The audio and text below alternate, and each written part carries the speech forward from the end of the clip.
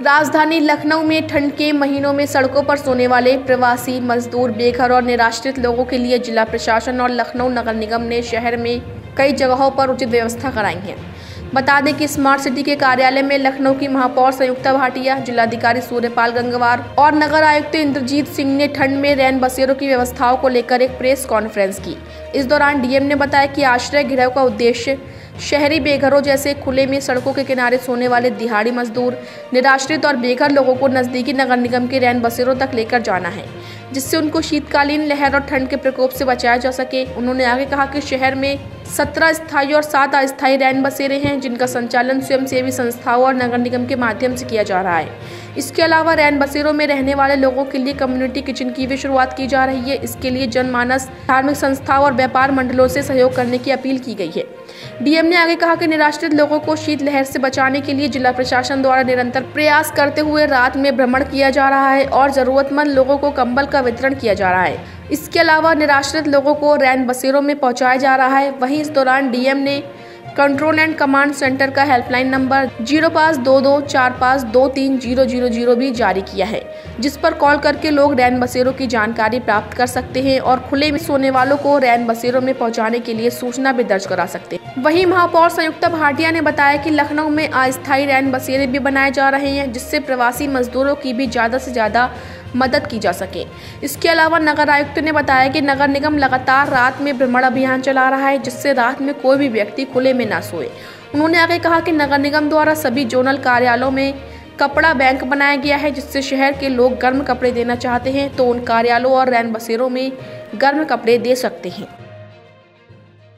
जैसा कि आदरणीय मुख्यमंत्री जी की मंशा है और हमारी सरकार भी ये चाहती है और हम सब नगर निगम स्वयं ये चाहता है कि अच्छी से अच्छी व्यवस्थाएं लोगों को दी जाएं, तो उसके लिए पूरी तरह से हम लोग प्रयासरत में हैं। जैसे पिछली बार हमारे अस्थाई जितने भी हमारे थे, स्थाई जो हैं वो हमारे अभी भी लगातार चलते हैं, अभी भी चलेंगे। उन पर सारी व्यवस्थाएं ठीक से हैं, जिन पर जहां पर उनके लिए रहने के लिए व्यवस्था, नहाने के लिए अच्छा स्थान, नहाने के लिए गर्म पानी और बिस्तर की व्यवस्था और भोजन की व्यवस्था लगातार रहती है।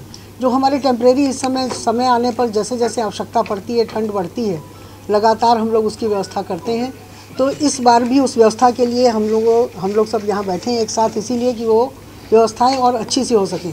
आप सबको बुलाने का माध्यम ये हम इसलिए आप सबको आमंत्रित किया हम लोगों ने कि इसमें आप सबका भी हम सब लोगों को सहयोग मिले। हम आपके माध्यम से जो आपने अभी कुछ क्वेश्चंस किए जिसका उत्तर आपको मिल गया है, मैं दोबारा उसका उत्तर को नहीं दूंगी। केवल इतना कहना चाहूँगी कि अगर कोई कमी है तो आप मुझे हम लोगों को बताएंगे।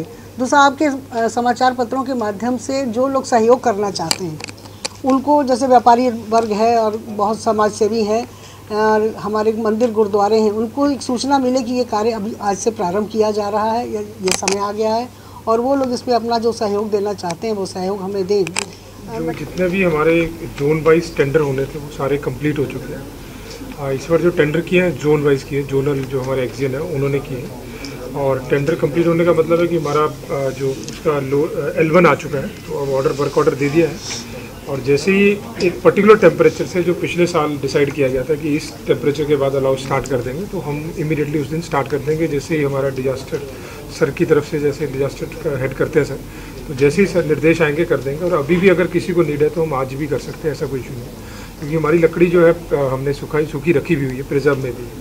दूसरा, जो जितने पिछली बार चिन्हित थे वो सारी जगह जलेंगे अलाउ। और इसके अलावा हमने जैसे अभी सर ने बताया रैन बसेरों का अस्थाई का भी, उसमें ये किया है कि इस बार हम लोगों, जैसे अभी मेरी टीम भी घूम रही है, मैं भी घूम रहा हूँ, सर भी जा रहे हैं, तो जहाँ मजदूरों से बात कर रहे हैं तो अगर उनको वो सूटेबल लग रहा है कि हमें यहीं रहना है, ज़्यादा दूर नहीं जाना है, तो हम वहाँ भी रैन बसेरे दे रहे हैं। जैसे मान लीजिए 100-200 लोग हैं, उनका वहीं बगल में काम चल रहा है, तो वो हमने एक ऐड किया है कि अगर वो वहाँ चाह रहे हैं तो वहीं दे दें, हम दूर ले जाके जाए फिर वो शिफ्ट होकर वहाँ आ जाए।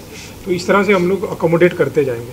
आप लोग भी जैसे अभी हम लोग आप लोग के साथ रहेंगे, जैसे जैसे आप लोग के सुझाव मेरे व्हाट्सएप पे, सर के व्हाट्सएप पे, सब पे आएगा, तो जहाँ जहाँ आप सजेस्ट करते जाएंगे हम लोग उसको ऐड करते जाएंगे। सेम फॉर अलाउ आल्सो, कि सर यहाँ अलाउ बहुत ज़रूरी है क्योंकि यहाँ 50 लोग रात में सोते हैं, इस तरह से करते हुए।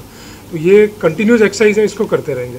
और इसके साथ साथ जो हमारा कम्युनिटी किचन का है, क्योंकि ये हर बार हमें लखनऊ से बहुत अच्छा सहयोग मिलता है, हमें गल्ला मंडी से, व्यापारियों से, तो आज हम आपके माध्यम से ये अपील भी करते हैं कि अगर वो सहयोग शुरू हो जाए तो हम लोग जो है डेली बेसिस पे हॉट कुक फूड पूरी जगह डिस्ट्रीब्यूट करेंगे।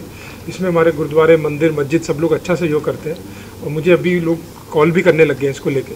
तो हम लोग आज की प्रेस कॉन्फ्रेंस के बाद इसको चाहेंगे कि अगर सहयोग आता है तो डेली बेसिस पे बड़े स्केल पे हम लोग जो है इसको करें, ताकि एक बढ़िया हॉट कुक फूड आ जाए। नगर निगम ने कुछ स्थायी रैन बसेरों का निर्माण किया है और उनमें से कई का संचालन NGOs के माध्यम से किया जाता है। उनको सरकार की ओर से अनुदान दिया जाता है।